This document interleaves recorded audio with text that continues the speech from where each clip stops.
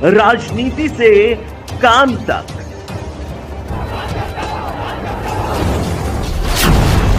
अपराध से अंजाम तक, खेत से खलिहान तक, खिलाड़ी से मैदान तक, आईफा की धमाकेदार रात,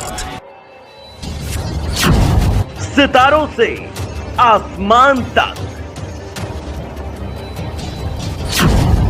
अब हर खबर पर होगी हमारी नजर।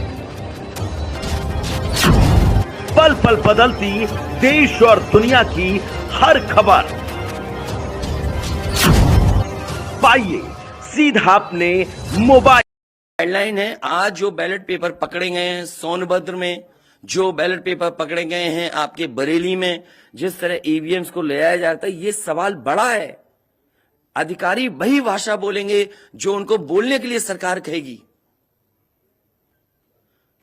वो नहीं चाहते कि ओम प्रकाश राजभर जी क्या भूल गए, इलेक्शन कमीशन याद नहीं है? ओम प्रकाश राजभर जी नॉमिनेशन के लिए गए, इनको अपमानित नहीं किया गया? क्या प्रशासन कार्रवाई कर रहा था? स्वामी प्रसाद मौर्य जी के साथ क्या व्यवहार हुआ? कोई भूल जाएगा इन बातों को? और चुनाव भर में क्या भाषण थे, क्या भाषा का इस्तेमाल था? हर जगह डराने का काम जनता को।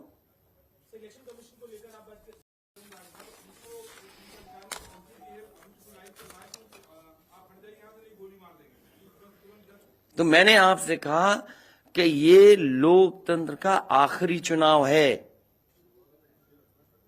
इसके बाद तो जिस तरीके से आजादी के लिए लड़ाई लड़ी गई थी, उसी तरह की हमें और आपको क्रांति करनी पड़ेगी। मैं तो अपने नौजवानों से अपील करूंगा कि जहां किसान इतने साल बैठे रहे, तब सरकार झुकी। कम से कम 3 दिन लोकतंत्र के अखंड प्रहरी बनकर के ईवीएम्स को बचाएं और चुनाव को बचाएं। मैं किसी डीएम का इसलिए नहीं मानूंगा। डीएम कौन होता है?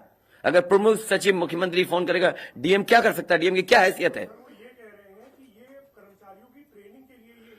ये फिर जो प्रत्याशी लड़ने रहे थे उनको आखिरकार डीएम ने क्यों नहीं बताया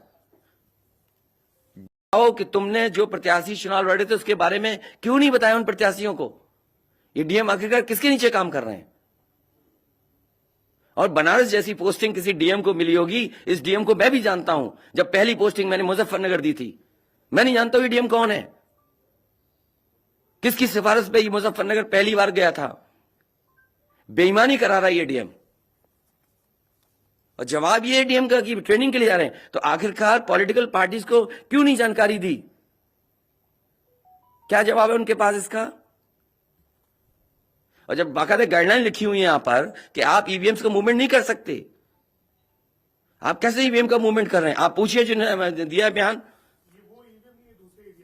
अरे भाई, मैं तो कह रहा हूं किसी आपने जो पॉलिटिकल चुनाव लड़ रहे हैं उनके बारे में क्यों नहीं बोले आप? और चुनाव लोकतंत्र की आखिरी लड़ाई है। इसके बाद तो जनता को क्रांति करनी पड़ेगी, तभी बदलाव आएगा। इसलिए मैं अपने पार्टी के लोगों से और जो सच्चे ईमानदार, सच्चे सिपाही हों, सच्चे अधिकारी हों, सच्चे पत्रकार हों, कम से कम आगे आए और लोकतंत्र को बचाने के लिए खड़ा हों। और मैं अपनी पार्टी के लोगों से कहूंगा कि जब तक काउंटिंग न हो जाए तब तक कम से कम ये नजर रखें और लगातार निगरानी रखें कि कैसे वोट बचाया जा सकता है, कैसे जहां पर मशीनें रखी हैं कोई किसी का आना जाना ना हो। ये लोकतंत्र के लिए बहुत ही खतरे का समय है। जो दल हार गया, अब उसके बस में यही है जो अब करने जा रहे हैं।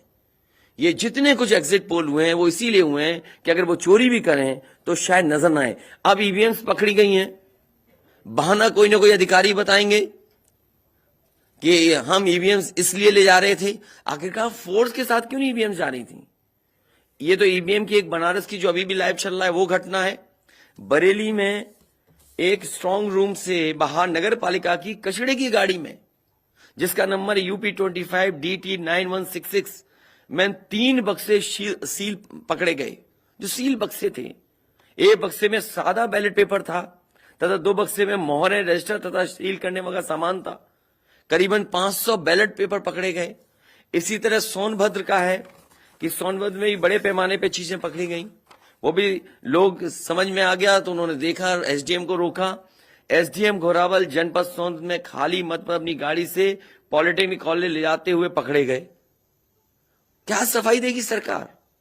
इसीलिए मैंने कहा प्रमुख सचिव मुख्यमंत्री आप जानकारी कर लें। अगर आपके डीएम्स कोई जानकार हैं, उन्होंने खुद बताया है कि वहां से लखनऊ से फोन आ रहे हैं कि जहां पर भारतीय जनता पार्टी हार रही हो वहां पर काउंटिंग स्लो हो और रात तक काउंटिंग लेकर के जाइए।